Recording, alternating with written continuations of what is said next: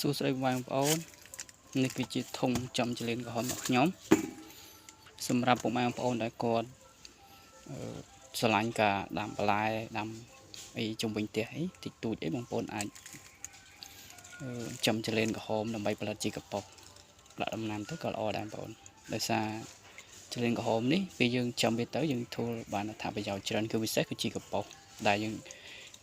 ត្រូវកែច្នៃកាកសំណល់តែបាយយើងហ្នឹងធ្វើជាចំណីរបស់វាទៅអត្ថប្រយោជន៍ដែលយើងទទួលបានសម្រាប់ជីគឺទី1ជីទឹក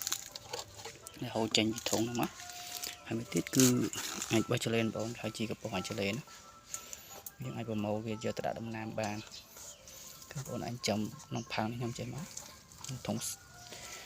ខ្ញុំចេះក៏បានឬក៏ធុងស្នោធុងអីក៏បានបងតាមចាក់ស្ដែងទៅ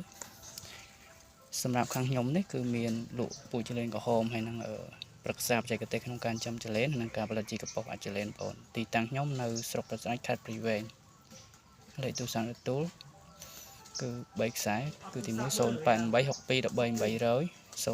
46 345ហើយមួយខ្សែទៀត087 89 24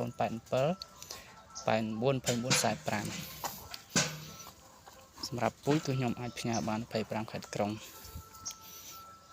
គឺងាយចាំមែនទែនសម្រាប់ចលៀនក្រហមនេះហើយសាច់របស់វាបងប្អូនសាច់ចលៀននេះគឺ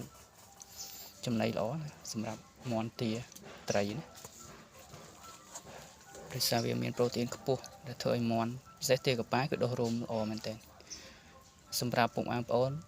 ដែលគាត់មានចំគោជាពិសេសគឺបងប្អូនដែលគាត់មានចំគោពី3ក្បាលអីនិយាយទៅចាប់ពីក្បាល2ក្បាលអីបងប្អូនអាចចំបានច្រើនហើយដោយសារនេះ